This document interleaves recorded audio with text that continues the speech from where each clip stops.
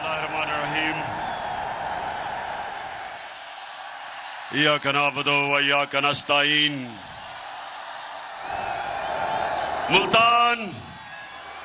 मुल्तान आपका दिल से शुक्रिया अदा करता हूं. बहुत बहुत शुक्रिया इस शानदार इस्तकबाल का.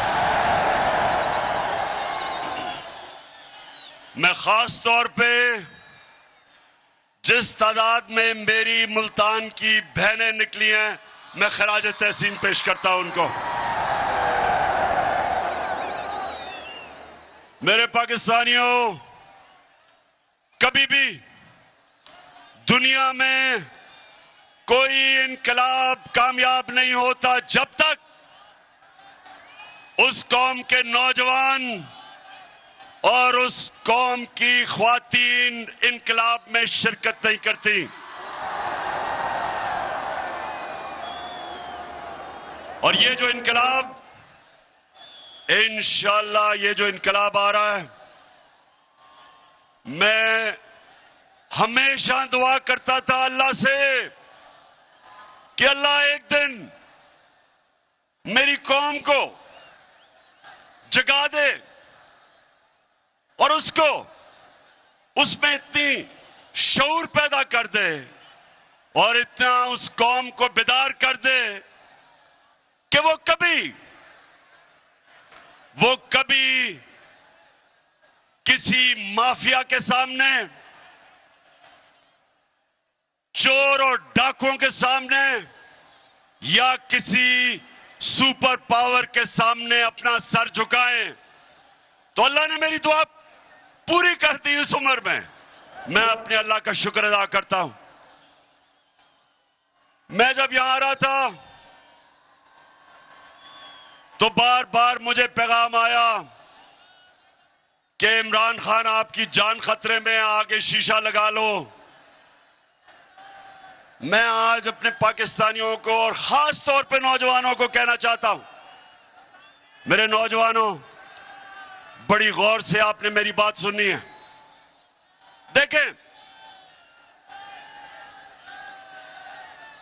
देखें, कुरान की एक आयत है.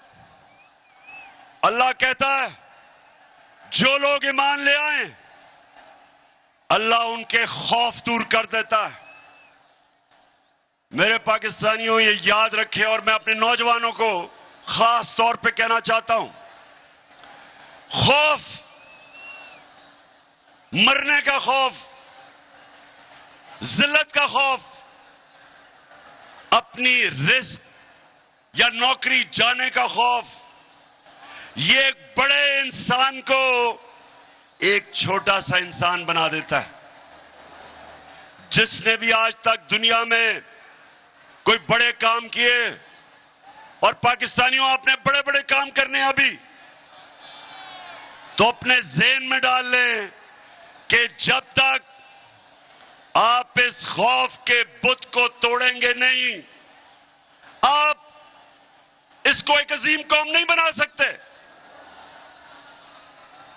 मेरे नबी सल्लल्लाहु अलैहि वसल्लम ने मदीना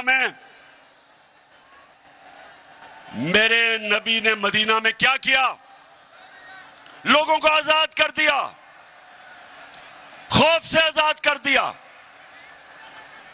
पैसे की लालच से आजाद कर दिया, मैं की पूजा करने वालों को बड़े इंसान बना के बड़ी सोच दे दी थी. और वही लोग जिनकी हैसियत नहीं थी, दुनिया की उन्होंने इमामत की. मुल्तान, ये गौर से सुन लो, आज तक कोई बड़ा बिजनेसमैन नहीं बना जो नुकसान से डरता हो. आज किसी फौजी ने बड़े तगमे नहीं लिए जो मौत से डरता हो. क्रिकेटर भी, जो क्रिकेटर हारने से डरता है उसे जीतना नहीं आता. जिस बैट्समैन को तेज बॉलर से गेंद लगने का खौफ होता है वो बड़ा बैट्समैन नहीं बनता. जिस دنیا کے پہلے انسان نے دنیا کے سب سے بڑے پہاڑ کے اوپر چلا تھا، ماؤنٹ ایورسٹ کے اوپر جب ایک ایڈمنڈ ہلری چلا تھا، تو اس سے پہلے جنہوں نے بھی کوشش کی تھی اس پہاڑ پہ چڑھنے کی، یا وہ مر گئے تھے اور یا وہ فیل ہو گئے تھے۔ تو جب پہلے انسان نے سب سے اونچے پہاڑ پہ چڑھا تو اپنے خوف کے اوپر قابو پایا۔ تو میں آج اپنی قوم کو کہنا چاہتا ہوں کہ یہ جو ہمیں کرپٹ اور بزدل حکمرانوں نے خوف دلوایا ہوا ہے کہ جب تک آپ امریکہ کے جوتے پالش نہیں کریں گے آپ آگے نہیں بڑھ سکتے۔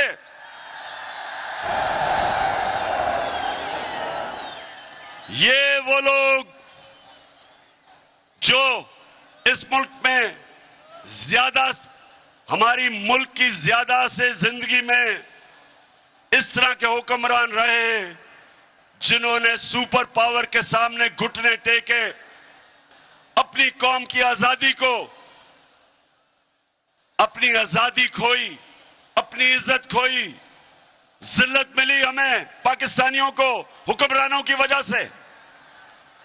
تو میں آج وہ پاکستانی جو پاکستان کے ساتھ بڑا ہوا تھا، مجھے ہمیشہ اس چیز کی تکلیف ہوتی تھی کہ ہم عظیم لوگ ہیں لیکن اوپر ایسے حکمران ہیں جنہوں نے اس قوم کو ایک عظیم قوم نہیں بننے دیا۔ تو میں نے یہ اللہ سے کہا تھا کہ اللہ جب بھی مجھے موقع ملے، جب بھی تو مجھے موقع دے گا، سب سے پہلے میں اپنی قوم کی عظمت کو اٹھاؤں گا، اس کی عزت کو اوپر کروں گا، کبھی اپنی قوم کو کسی کے سامنے نہیں جھکنے دوں گا۔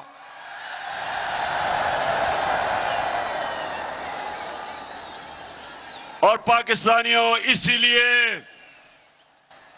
لیے یہ سازش کی گئی۔ سازش کی کس نے؟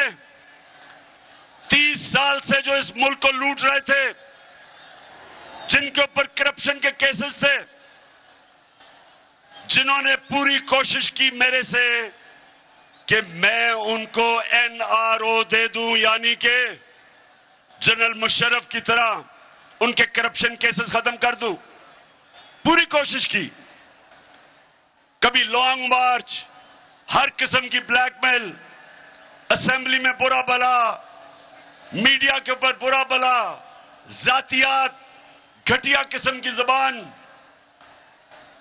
ہر بار کہ جی کل گیا تو پرسوں گیا۔ صرف ایک مقصد تھا ان کا کہ میں ان کے کرپشن کے کیسز معاف کر دوں۔ یاد رکھیں، جب یہ دونوں 11 سال انہوں نے باریاں لی تھی دونوں پارٹیوں نے، تو جنرل مشرف نے جو انہوں نے کرپشن کی تھی اپنے پہلے 11 سالوں میں، اس نے ان کے سارے کیس معاف کر دیے، NRO دیا، دونوں باہر بھاگے ہوئے تھے واپس آئے، اور پھر 10 سال دونوں نے اس ملک کو لوٹا۔ ہمارا ملک کا قرضہ 4 گنا زیادہ بڑھا، 6,000 ارب سے ہمارا ٹوٹل قرضہ 30,000 ارب پہ پہنچا۔ اور پھر جو کرپشن کے کیسز ان کے دور میں بنے تھے، انہوں نے میرے اوپر پوری مجھے بلیک میل کرنے کی کوشش کی کہ میں ان کے کرپشن کیس معاف کروں۔ تو ملتان، مجھے یہ بتاؤ، ذرا یہ مجھے ہاتھ کھڑا کر کے بتاؤ کہ کیا مجھے ان کے کرپشن کے کیس معاف کرنے چاہیے تھے؟ اگر میں ان کے کرپشن کے کیسز معاف کرتا، اس کا مطلب کہ میں اقتدار میں ایک نظریے کے لیے نہیں آیا تھا، میں انصاف کی تحریک چلانے نہیں آیا تھا، اس کا مطلب میں بھی کرسی کی سیاست کرنے آیا تھا۔ جس طرح جنرل مشرف نے اپنی کرسی بچانے کے لیے ان کو معاف کیا، تو انہوں نے پھر سازش کی۔ لندن میں جو بگوڑا بیٹھا ہوا تھا،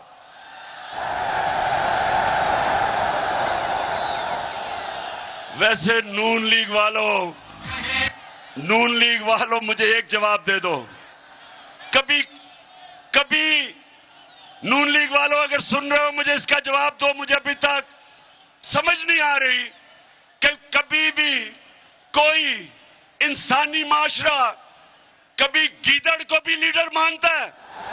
तो नून लीग वालों अगर सुन रहे हो तो खुदा के वास्ते मुझे जवाब दो, कभी गीदड़ लीडर बन सकता है? पहले मुशर्रफ का दौर, मुशर्रफ ने जब इसको जेल में डाला तो आसिफ जरदारी ने कहा कि अटक जेल में। अब ये आसिफ जरदारी इत्तेहादी है इसकी स्टेटमेंट थी कि अटक में जो जेल में नवाज शरीफ था वहां टिश्यू पेपर खत्म हो गया इसके आंसुओं से, रो रो के मिन्नतें करी कि मुझे बाहर भेज दो। और मुशर्रफ ने इतना जुल्म किया, इसके करप्शन केसेस रोक के इसको बाहर भेज दिया। बाहर जाके झूठ बोला कि कोई मुआहिदा करके नहीं आया, वो फिर मुआहिदा सामने आ गया 8 साल के बाद। शर्म भी नहीं आई, शर्म भी नहीं आई झूठ बोल के।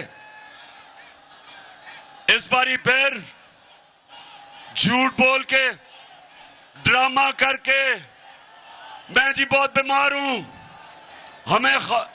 हमें बताया गया कि ये तो शायद जहाज पे भी ना बैठ सके, इतना बीमार है।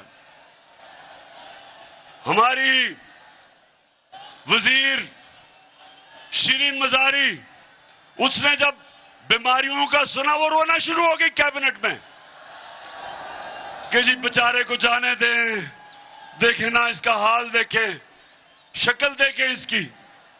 कई बेचारी बूढ़ी ख्वातीन ने जब जिस तरह की वो शक्ल बनाता है रोने वाली, उन्होंने भी कहा जी देखें खुदा के वास्ते इसको जाने दे। वो चला गया बाहर। जैसे ही जहाज पे चढ़ा एक नया नवाज शरीफ आ गया, बीमारी खत्म। ऐसे सीढ़ियों पे चढ़ा कि ऐसे लग रहा था कि ओलंपिक्स के लिए ट्रेनिंग करने के लिए है। और जैसे ही लंदन की हवा लगी तो उसके बाद नवाज शरीफ वहां बैठ के एक सियासतदान बन गया। तो मैं नून लीग वालों तुम्हारे से आज पूछता हूं, खुदा के वास्ते मुझे समझा दो कि एक झूठा आदमी अदालत ने जिसको सजा दी हुई हो, जो अरबों रुपए के घरों में रहता हो, जिसके बेटे कहें कि हम अरबों रुपए के घर में रहते हैं लेकिन हम जवाब दे इसलिए नहीं कि हम पाकिस्तान के शहरी नहीं हैं।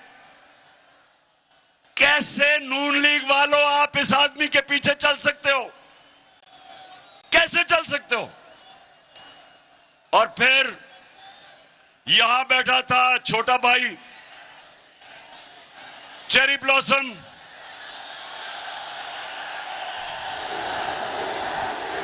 तो छोटा भाई लाहौर हाई कोर्ट में गया और कहता कि मैं गारंटी करता हूं एफिडेविट पे कि ये वापस आ जाएगा। शहबाज शरीफ तुम्हें तो उसी को पर सजा देनी चाहिए। अदालत में आपने झूठा एफिडेविट दिया। फिर ये यहां बैठा, उसने उधर से साजिश की, साथ मिल गया आसिफ जरदारी, ऊपर से जो आप सब जानते हैं कौन मिला इनके साथ, और कौन?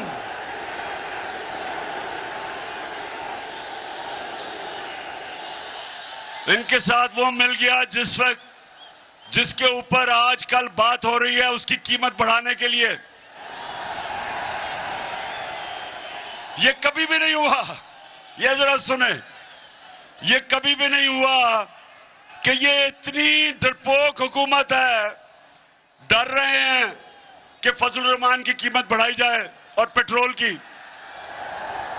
इतने डरे हुए हैं कि कहते हैं नेशनल सिक्योरिटी काउंसिल की मीटिंग बुलाओ ताकि वो फौज पे पड़े कीमत बढ़ाने पे। ये हाल है आज। तो इन सारों ने मिलकर साजिश की, साथ इनके मिल गए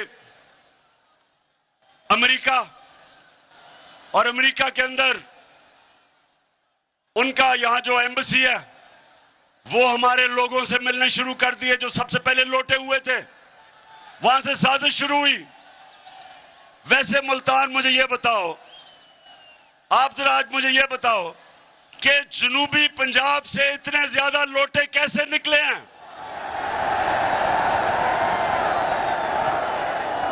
جواب دیں. لوٹے آپ نے ادھر سے اتنے زیادہ لوٹے جنوبی پنجاب سے نکلے ہیں, اور آج ہم اللہ کا شکر ادا کرتے ہیں کہ سب کو ڈسکوالیفائی ہو گئے. ان سب نے مل کے سازش کی. 8 مارچ کو ایک امریکی under secretary of state Donald Lu کا نام تھا, پاکستانی ایمبیسڈر کو بلاتا ہے اور اس کو کہتا ہے کہ اگر تم نے عمران خان کو عدم اعتماد میں نہ شکست دی تو پاکستان کے اوپر مشکل وقت آ جائے گا. دھمکی دی اور کہتا کہ اگر عمران خان کو آپ نے ہٹا دیا تو آپ کو معاف کر دیا جائے گا. میرے ملتان کے لوگوں, کیا آپ کو امریکنوں سے معافی کی ضرورت ہے؟ اس قوم کو اس لیے کسی سے معافی کی ضرورت نہیں کہ خوددار قوم ہے, لیکن جو اس ملک میں ہماری بدقسمتی سے اشرفیہ ہے وہ ڈر گئے اور انہوں نے پوری شرکت کی. اس ملک کی ایلیٹ نے ایک 22 کروڑ کے منتخب کیے ہوئے پرائم منسٹر کو انہوں نے سب نے مل کے سازش سے ہٹایا, اور ان سب نے یہ سمجھا کہ اب تحریک انصاف اور عمران خان کی قبر کھد گئی ہے اور اب اس پارٹی کو اللہ حافظ کہہ دو. لیکن قرآن میں اللہ کہتا ہے کہ ایک پلان انسان بناتا ہے اور دوسرا پلان اللہ بناتا ہے, اور کامیاب صرف ایک ہوتا ہے. میرے اللہ کا پلان ہی کچھ اور تھا. اس نے بجائے تحریک انصاف کو انہوں نے جو دفن کرنے کی کوشش کی, اس نے ساری میری پاکستانی قوم کو جگا دیا, قوم کو بیدار کر دیا. اور وہ پاکستانیوں, آپ جو شرکت کر رہے ہیں, یہ آج یاد رکھ لیں کہ یہ پاکستان کی تاریخ کا سب سے بڑا انقلاب آ رہا ہے.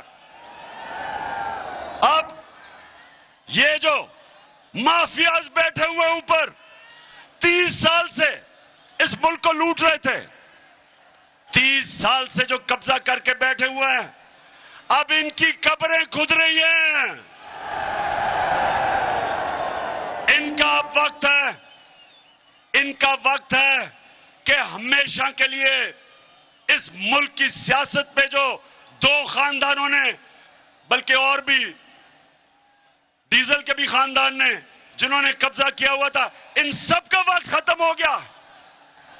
یہ قوم آج جاگ چوٹی ہے, قوم جاگ گئی ہے, اور انشاءاللہ اسلام آباد میں یہ جو عوام کا سمندر آنے والا ہے. ملتان, آپ تیار ہو اسلام آباد کے لیے؟ تو ملتان سنے ذرا ہوا کیا پھر, کیونکہ آج میرا آخری جلسہ ہے اسلام آباد مارچ سے پہلے, اس لیے میں ذرا تھوڑا آپ کو سمجھاؤں تاکہ میری ساری قوم کو سمجھ آئے کہ ہوا کیا. پلان انہوں نے کچھ اور بنایا تھا, اللہ نے کچھ اور کر دیا. پلان ان سب کا تھا کہ سارے مل کے, جو پہلے سے شہباز شریف کہہ رہا تھا نیشنل گورنمنٹ بنے گی, انہوں نے پلان یہ بنایا تھا کہ سب مل کے 1.5 سال مل کے حکومت کریں گے. الیکشن کمیشن کو, پہلے ہی الیکشن کمیشن ان کے ساتھ ہے, اس کو بالکل امپائروں کو اپنے ساتھ ملا کے سرکاری جتنے بھی نوکر ہیں, پبلک آفیسرز, وہ اپنے رکھ کے اور ہر قسم کی دھاندلی کر کے ان کا خیال تھا اگلی الیکشن یہ جیت جائیں گے.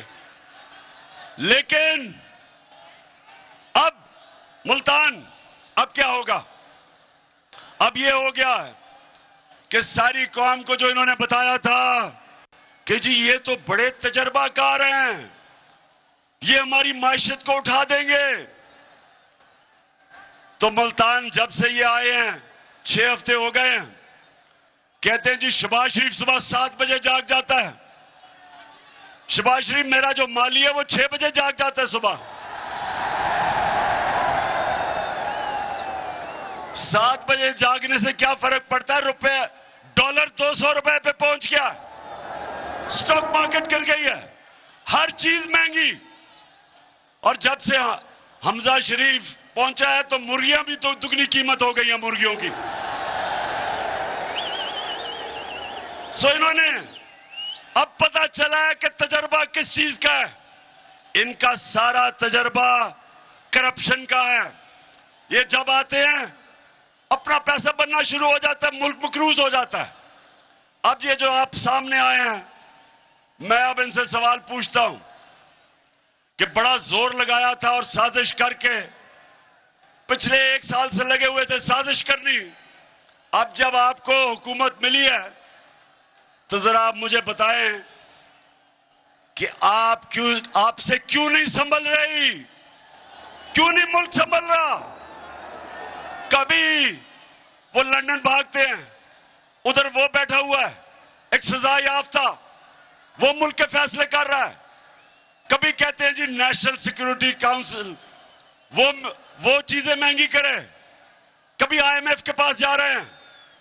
تو ساری قوم کو پتہ چل جانا چاہیے کہ جو لوگ 30 سال سے حکومت کر رہے تھے اور جنہوں نے اس ملک کو مقروض کیا، وہ اس ملک کے مسئلے نہیں حل کر سکتے۔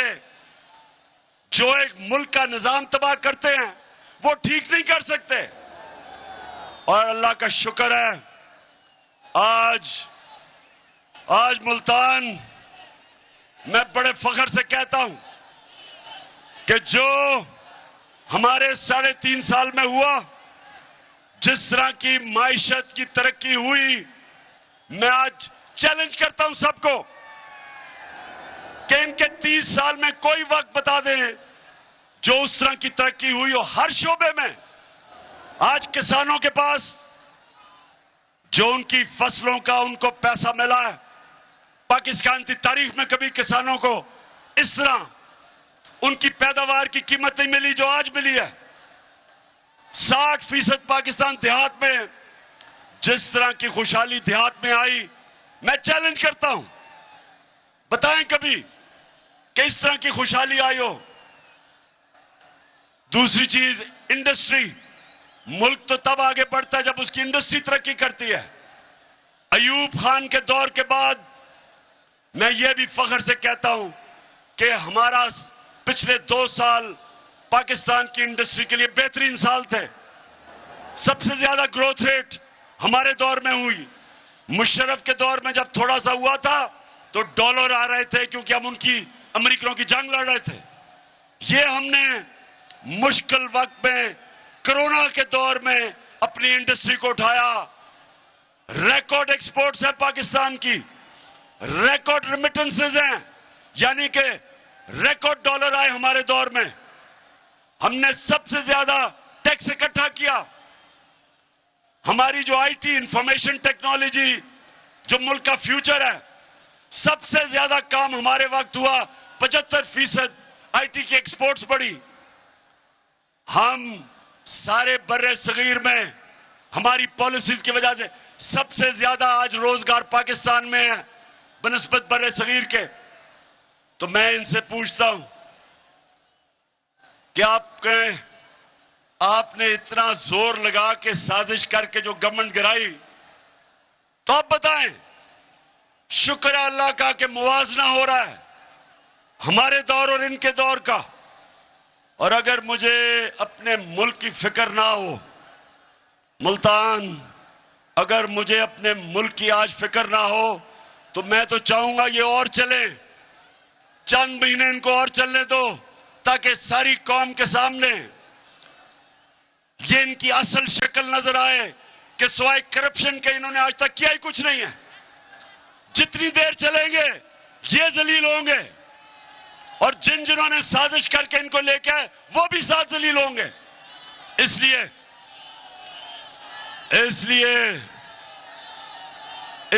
ان کو چلنے تو دینا چاہیے. لیکن ملک کا دیوالیہ نکل رہا ہے جس طرح روپیہ گر رہا ہے. اور ابھی روپے گرنے کی وجہ سے جو مہنگائی آنے والی ہے, ساری چیزیں مہنگی ہونے والی ہیں. کیونکہ جب روپیہ گرتا ہے ساری جو چیزیں آپ امپورٹ کرتے ہیں سب مہنگی ہو جاتی ہیں, جس میں تیل, بجلی,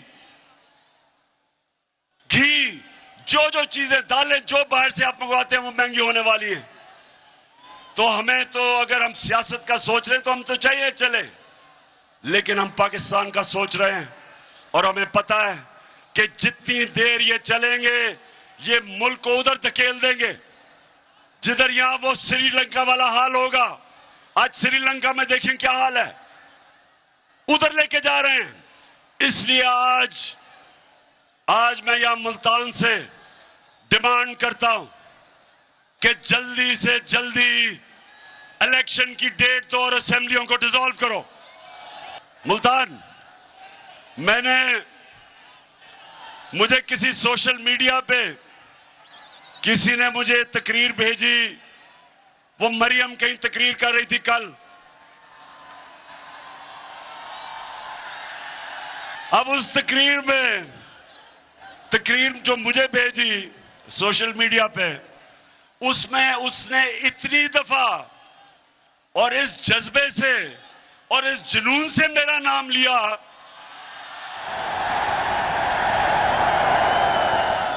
کہ میں اس کو یہ کہنا چاہتا ہوں, مریم دیکھو تھوڑا دھیان کرو, تمہارا خاوند ہی ناراض نہ ہو جائے جس طرح تم یہ بار بار میرا نام لیتے. ویسے میں ہمیشہ سوچتا ہوں کہ اتنا زیادہ ان کو میرے پر غصہ ہے کیوں. مریم کو, اس کے بھائیوں کو, اس کے والد کو, اس کے چاچا کو, ان کے بیٹوں کو, میں نے ان کا کیا بگاڑا ہے؟ کیسز تو ان کے سارے پرانے بنے ہوئے ہیں. ہمارے آنے سے پہلے سارے ان کے اوپر کرپشن کے کیسز بنے ہوئے ہیں. کیسز تو ان کے دور کے بنے ہوئے ہیں. نواز شریف کے اور مریم کے جو دو بھائی اور اس کے بیٹے, وہ تو ان کے دور میں دم دبا کے بھاگے تھے. اسحاق ڈار جو ان کا منشی, وہ ان کے دور میں بھاگا تھا, اس کے بیٹے ان کے دور کے باہر گئے تھے. شہباز شریف کا داماد جب کرپشن کا کیس اس پہ ہوا وہ ان کے دور میں باہر بھاگا تھا. تو سوائے شہباز شریف کے مقصود چپڑاسی کیس کے باقی تو سارے پرانے کیس ہیں. تو میرے سے گلہ کس چیز کا کہ میں آپ کے کیس نہیں معاف کرتا؟ کیا میں آپ کو قانون کے نیچے لانے کی کوشش کر رہا ہوں؟ کیا میں آپ کو یہ سمجھانے کی کوشش کر رہا ہوں کہ کسی بھی مہذب معاشرے میں ساروں کے لیے ایک قانون ہوتا ہے؟ ملتان کے لوگوں میں بار بار ایک حدیث سناتا ہوں آپ کو, یہ سب, اور نوجوانوں یہ سب اپنے ذہن میں ڈال لو کہ ہمارے نبی صلی اللہ علیہ وسلم نے کہا تھا کہ جو قوم چھوٹے چوروں کو جیلوں میں ڈالتی ہے اور بڑے ڈاکوؤں کو نہیں پکڑتی وہ تباہ ہو جاتی ہے. دنیا میں جو قوم غریب ہے, جو بھی غریب قومیں ہیں دنیا میں جدھر غربت ہے, وہاں ساروں میں ایک چیز ہے, صرف وہاں چھوٹے چور جیلوں میں جاتے ہیں. بڑے ڈاکوؤں کو ان کا انصاف کا نظام نہیں پکڑ سکتا. آج تک ہمارا المیہ یہ ہے کہ ہمارے ملک میں بڑے بڑے ڈاکو ایوانوں میں چلے جاتے ہیں اور بیچارے چھوٹے چور جیل میں جاتے ہیں. جب میں جنرل مشرف کے دور میں اپنی آزاد عدلیہ کے لیے جب میں تحریک میں شامل ہوا اور مجھے جیل میں ڈالا, 8 دن میں نے جیل میں گزارے. یقین کرو میرے ملتان کے شہریوں, وہاں کوئی مجھے طاقتور ڈاکو نہیں نظر آیا. صرف بیچارے چھوٹے چھوٹے چور نظر آئے. جس کو 6 مہینے رہنا چاہیے تھا جیل میں وہ 6 سال جیل میں رہ رہا تھا. اور جب میں نیشنل اسمبلی میں جاتا تھا تو مجھے بڑے بڑے مجرم نظر آتے تھے, وہاں ڈاکو نظر آتے تھے. اور یہ وجہ ہے کہ ایک سوئٹزرلینڈ جیسا ملک جس کے پاس کوئی وسائل نہیں ہے, دنیا کا امیر ترین ملک ہے. کیونکہ اس سوئٹزرلینڈ کی خاصیت یہ کہ طاقتور سے طاقتور ڈاکو, ان کا انصاف کا نظام ان کو جیلوں میں ڈالتا ہے اور تب یہ ایک معاشرہ اوپر جاتا ہے. میرے نبی نے کہا تھا کہ میری بیٹی بھی اگر جرم کرے گی اس کو سزا ملے گی, قانون سے اوپر کوئی نہیں. یہ ہمارا المیہ ہے کہ سوچیں کہ شہباز شریف اور اس کے بیٹے کو سزا ہونی تھی. 24 ارب روپے کے FIA کے کیسز, 16 ارب روپے نوکروں کے نام پہ, 16 ارب روپیہ, 1 ارب میں 100 کروڑ روپیہ, 16 ارب روپے نوکروں کے نام پہ لیا. ایک مقصود چپڑاسی جس کی 15,000 روپیہ تنخواہ, 3.25 ارب روپیہ اس کے اکاؤنٹ میں آتا ہے اور وہ پکڑا جانا تھا, اس کو سزا ہونی تھی. جب سزا ہونی تھی تو تب ہی جنہوں نے سازش کی انہوں نے پکڑ کے اس کو ملک کا وزیر اعظم بنا دیا اور وہ چھوٹے کو پنجاب کا چیف منسٹر بنا دیا. اب مجھے یہ بتا, ملتان کے لوگوں مجھے یہ بتاؤ کہ کیا اللہ کی برکت اس ملک پہ آ سکتی ہے؟ جس بیچارے غریب لوگ, بے روزگاری ہے, مہنگائی ہے, بچے بھوکے ہیں, وہ بیچارے موٹر سائیکل چوری کرتا ہے, سائیکل کرتا ہے, بھینس کرتا ہے, وہ تو جیل میں چلا جاتا ہے. تو جو اربوں روپیہ ملک کا چوری کرتا ہے, اربوں روپیہ چوری کرتا ہے, اس کو ملک کا پرائم منسٹر اور اس کے بیٹے کو چیف منسٹر, وہ ملک کا کوئی مستقبل نہیں ہے.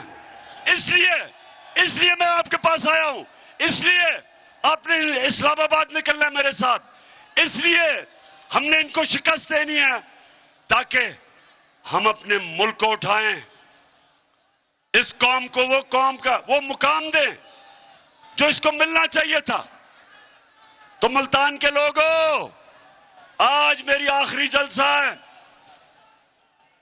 اسلام آباد حقیقی آزادی مارچ سے پہلے میں آج آپ سب کو تیار کرنے آیا ہوں کہ اگر ہماری قوم اب نہیں نکلے گی تو 2 غلامیاں کریں گے ہم. ایک غلامی امریکہ کی, کیونکہ یہ امریکہ کے غلام ہیں. دوسری غلامی ڈاکوؤں کی جو یہ 30 سال سے ملک کو لوٹ رہے ہیں. اس لیے پھر سے مجھے بتائیں کہ آپ تیار ہیں؟ بتائیں تیار ہیں؟ تو میں ملتان, مجھے پتہ ہے گرمی ہے اور ملتان میں تو اللہ کا گرمی کا خاص ہی کرم ہے, لیکن جب انقلاب آتا ہے تو نہ گرمی, نہ سردی, نہ بارش. انسان جب اپنے ملک کی آزادی کے لیے کھڑا ہوتا ہے پھر وہ اپنی جان پہ کھیلتا ہے. اور اگر مجھے گرمی نہیں لگتی میری عمر میں تو آپ تو سب میرے سے چھوٹے ہیں. میں نے جب میں ہٹا پرائم منسٹر بن کے تو تب میں نے فیصلہ کیا تھا کہ میں تو اب نکلوں گا سڑکوں پہ, اور میں نے سوچا تھا کہ چاہے مجھے اکیلا بھی نکلنا پڑے تو میں نکلوں گا, کیونکہ میں اپنے اللہ کو, میں جب بھی اپنے اللہ کے پاس جاؤں گا تو میں اسے کہوں گا کہ اللہ میں نے اپنے ملک کے لیے پوری کوشش کی, لیکن مجھے تب اندازہ نہیں تھا کہ ساری میری قوم کھڑی ہو جائے گی میرے ساتھ. مجھے یہ بھی اندازہ نہیں تھا کہ اس ملک کی ہماری باشعور اور دلیر خواتین وہ بھی نکلائیں گی. اور مجھے یہ بھی اندازہ نہیں تھا کہ ہمارے اسکول کے بچے بھی تیار ہو جائیں گے. اور پھر ہر شعبے سے، ہر جگہ سے مجھے میری قوم کے لوگوں نے کہا کہ ہم تمہارے ساتھ نکلیں گے. پولیس والوں نے، انہوں نے کہا جی ہماری ڈیوٹی ہے لیکن فکر نہ کریں، ہمارے گھر والے سارے آ رہے ہیں. سول سروس سب سے ڈرپوک ہوتے ہیں، ویسے سب سے بزدل بیوروکریسی ہوتی ہے. انہوں نے بھی کہہ دیا کہ ہماری فیملی آپ کے ساتھ آ رہی ہے. اور ہمارے فوجی ادھر بھی ویسے ہی پنڈی پاس ہے، وہاں سے تو وہی تیار ہوئے ہیں فیملیز آنے کے لیے. اور جو ہمارے ایکس سروس، جو ریٹائرڈ فوجی ہیں، جنہوں نے اپنے ملک کے لیے اپنی جانیں قربان کی ہیں اور دیکھا اپنے فیملی میمبرز، اپنے دوستوں کو شہادت دیتے ہوئے، خاص طور پہ جو امریکہ کی جنگ میں ہمیں لے کے گئے تھے، آج تک ہمارے فوجی قربانیاں دے رہے ہیں اس کے لیے. تو جن کو خاص احساس ہے اور جن کو پتہ ہے کہ آزادی کتنی ضروری ہے قوم کے لیے، غلام قوم کی کوئی قدر نہیں کرتا، صرف آزاد قوم کی عزت ہوتی ہے. تو جو ہے ہمارے ریٹائرڈ فوجی، وہ بھی سارے تیار ہیں، وہ بھی آ رہے ہیں. اور انشاءاللہ اسلام آباد میں جو میں دیکھ رہا ہوں عوام کا سمندر، وہ پاکستان تو چھوڑیں، میں سمجھتا ہوں دنیا میں کبھی اتنا بڑا سمندر نہیں لوگ دیکھیں گے. یہ ملتان، یہ سیاست سے بات اوپر چلی گئی ہے، یہ سیاست نہیں ہے. پھر سے یہ وہ انقلاب ہے جو پاکستانیوں کو اب ایک قوم بنا رہا ہے کہ کیسے ایک چھوٹے سے ایک امریکی افسر، اس کی کیا جرأت ہے کہ 22 کروڑ پاکستانیوں کو دھمکی دیتا ہے کہ اگر تم نے اپنے پرائم منسٹر کو نہ ہٹایا تو تمہارے سے ہم بہت برا کریں گے، اور اگر ہٹا دیا تو تمہیں معاف کر دیں گے. بے شرم، تمہاری معافی کی ضرورت نہیں ہے. تم ہو کون؟ یہ. اور پاکستانیوں یاد رکھنا، آپ سب محمد مصطفیٰ نبی صلی اللہ علیہ وسلم کے امت ہو. دنیا کی تاریخ کا سب سے عظیم لیڈر نہ کوئی آیا تھا نہ آ سکتا ہے. سب سے عظیم انسان، ہم اس کی امت ہیں. ہمارا کلمہ ہمیں کہتا ہے کہ کوئی نہیں ہے خدا سوائے اللہ کے، کسی کے سامنے ہم نہیں جھکتے. تم ہو کون امریکی کہ ہمیں دھمکیاں دے رہے ہو؟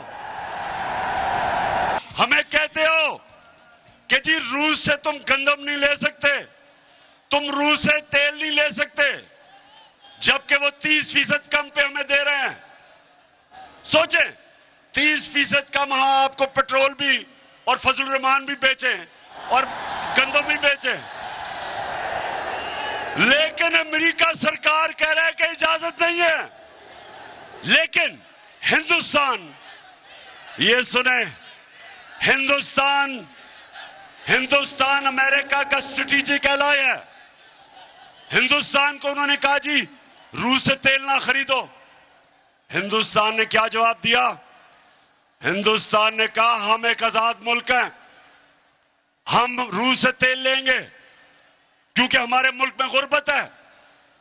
ہم اپنی عوام کے لیے پالیسیاں بناتے ہیں، امریکی تمہارے لیے نہیں بناتے. ہمارے ساتھ ہندوستان آزاد ہوا تھا، اور ان کو دیکھیں غیرت مند فورن پالیسی، اور ہمیں دیکھیں کہ ہمارے پاس کون آیا ہے، cherry blossom boat polish.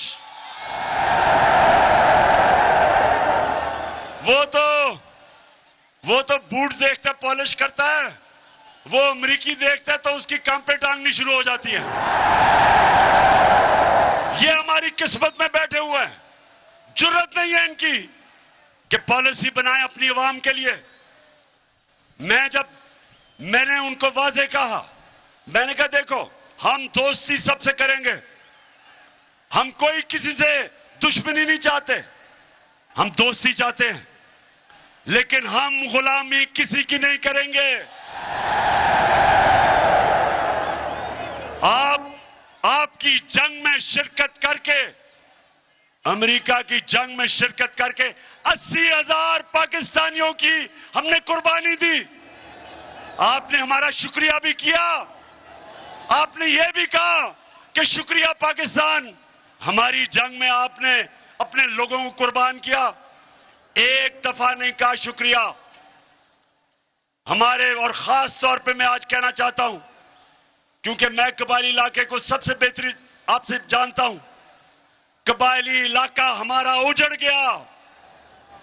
35 lakh لوگوں نے نقل مکانی کی, ان کے کتنے لوگ شہید ہوئے آپ کو اندازہ بھی نہیں.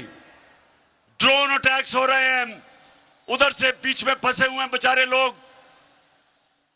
سارا ہمارا قبائلی علاقے کے لوگ, کوئی کراچی بھاگ رہا ہے, کوئی نقل مکانی کر رہا ہے. سوات میں 40 لاکھ لوگ سوات سے نکلے. کوئی مجھے بتائے کیوں؟ ہم نے کیا غلطی کی تھی؟ کیا ہمارا کیا قصور تھا کہ ہمارے 80,000 لوگ, ہمارے 6,500 فوجیوں نے قربانیاں دی؟ تو کیا ہماری غلطی تھی؟ ہماری کس سے لڑائی تھی؟ صرف ہماری یہ غلطی تھی کہ ہمارا جو اس وقت کا سربراہ تھا, جب اس کو دھمکی ملی تو اس میں اتنی دلیری نہیں تھی کہ اپنے لوگوں کے لیے کھڑا ہوتا. اس نے گھٹنے ٹیک دیے اور پاکستان کو نقصان کروایا. اس لیے جب انہوں نے میرے سے کہا کہ جناب ہمیں افغانستان کے لیے یہاں بیسز چاہیے, جب انٹرویور نے میرے سے پوچھا تو میں نے اس لیے اس کو ایبسلیوٹلی ناٹ اس لیے کہا, میں نے اس لیے انکار کیا. میں نے ان کو واضح کر دیا, میں نے کہا ہم آپ کے ساتھ امن میں ہمیشہ شرکت کریں گے, لیکن آپ کی کسی جنگ میں, پاکستان کسی کی جنگ میں شرکت نہیں کرے گا. کیونکہ مجھے آپ 22 کروڑ پاکستانیوں نے منتخب کیا تھا. میرا کام ہے کہ آپ کی جان اور مال کی حفاظت کروں, آپ کی بہتری کا سوچوں. مجھے کیا کہ دوسرے کوئی اور ملک کی جنگ ہے, ہمیں کہتے جی روس اور یوکرین کی جنگ ہے تو آپ مذمت کریں. بھئی ہمارا اس جنگ سے کیا تعلق ہے؟ ہم کیوں آپ کے بیچ میں پڑے ہیں؟ کشمیر میں جو بیچارے کشمیریوں سے ظلم ہو رہا ہے, آپ نے کبھی مذمت کیا ہندوستان سے؟ آپ نے کبھی کہا ہندوستان سے کہ آپ کشمیریوں پہ ظلم کر رہے ہیں؟ کیوں نہیں آپ بولتے؟ کیونکہ ہندوستان سے آپ کی دوستی ہے. جو فلسطین میں جو اسرائیل کر رہا ہے, جو ان بیچارے لوگوں کی زمینیں لے رہا ہے, جو بیچاری ابھی ایک ان کی صحافی کو دن دہاڑے اسے قتل کیا, کیا کبھی امریکہ میں جرت ہے اس کو اسرائیل کو مذمت کرنے کی؟ کیا یورپ میں جرت ہے؟ تو ہمیں کیوں کہتے ہو کہ ہم آپ کی جنگ میں شرکت کریں؟ ہم آپ کے غلام ہیں, ہم کیا ہیں؟ ہم آپ کے کمی ہیں. ان کو بری عادتیں پڑی ہوئی ہیں, پاکستانیوں ان کو بری عادتیں کیسے پڑی کہ ان کے پاس, ان کو کس سے, ایک طرف تھا زرداری اور دوسری طرف نواز شریف, ان دونوں کے پیسے باہر پڑے ہیں, ان کے اربوں اربوں ڈالرز اس ملک سے باہر پڑے ہیں, ان کی جائیدادیں باہر پڑی ہیں. ان کو پتا ہے کہ جس وقت انہوں نے ان کو ناراض کیا تو ان کی جائیدادیں وہ ضبط کر دیں گے, جس طرح آج وہ روسیوں کی جائیدادیں اور پیسہ ضبط کر رہے ہیں. ڈرے ہوئے ہیں. یہ پیسے کی پوجا کرنے والے, یہ پیسے کے غلام, اس کی وجہ سے یہ ان کے غلام ہیں. 400 ڈرون اٹیک ہوئے پاکستان میں. پاکستانیوں یہ یاد رکھو, یہ دنیا کی تاریخ میں اس کی کوئی اور مثال نہیں ملتی کہ جنگ امریکوں کے لیے لڑ رہے ہیں اور وہ پاکستان کے اوپر ڈرون اٹیک کر رہے ہیں. 400 ڈرون اٹیک نواز شریف اور زرداری کے دور میں. ایک دفعہ ان دونوں بے شرموں نے ایک دفعہ مذمت نہیں کی, ایک دفعہ ان میں جرت نہیں تھی ان کو کہنے کے لیے کہ کیا آپ اپنے ملک میں دہشت گردوں کے اوپر ڈرون اٹیک کریں گے؟ کیا آپ کسی اور یورپین ملک میں ڈرون اٹیک کریں گے؟ کیا ان میں یہ جرت تھی برطانیہ سے پوچھنے کے لیے کہ اس ملک کا سب سے بڑا دہشت گرد الطاف حسین لندن میں رہتا ہے, اگر ہم اس کے اوپر ڈرون اٹیک کریں اجازت دیں گے؟ نہیں دیں گے. وہ کہیں گے ہماری عدالتوں میں آؤ, ثابت کرو کہ یہ واقعی دہشت گرد ہے. جب تک آپ نہیں کرو گے عدالتوں میں تو ہم آپ کو کچھ اجازت نہیں دیں گے, ہم بلکہ اس کو جیل میں بھی نہیں ڈالیں گے. تو ہمارے ملک میں 400 ڈرون اٹیک, جب اوپر سے بم پھٹتا تھا 4000 میل دور بیٹھ کے کمپیوٹر کے اوپر بٹن دبتا تھا اور ہمارے قبائلی علاقے میں لوگ مر جاتے تھے. کبھی کسی نے پوچھا کہ کیا واقعی نیچے دہشت گرد تھے؟ اپنے ملک میں تو کہتے ہو عدالتوں میں جاؤ, ہمارے ملک میں خود ہی فیصلہ کرتے ہو کون دہشت گرد ہے, خود ہی قتل کر دیتے ہو.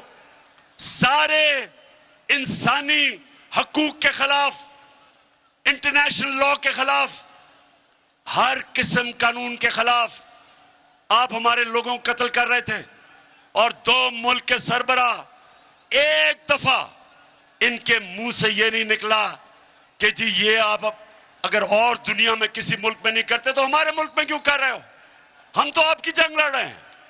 اور جو لوگ مرتے تھے ڈرون اٹیکس پہ وہ پاکستانی فوج پہ بدلہ لیتے تھے, ہمارے پہ لیتے تھے.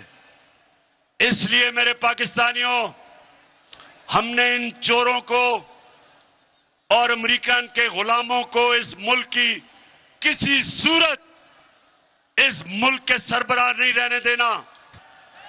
اچھا جی, اب میں نے فیصلہ کرنا ہے کہ کس دن آپ کو میں نے اسلام آباد بلانا ہے.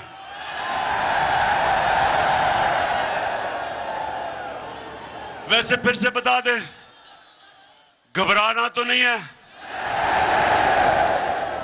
گرمی تو نہیں, جذبہ جنون ہے.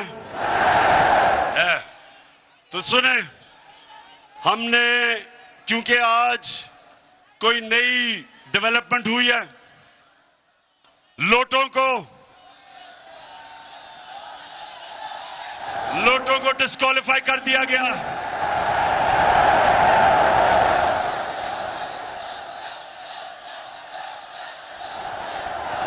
لہذا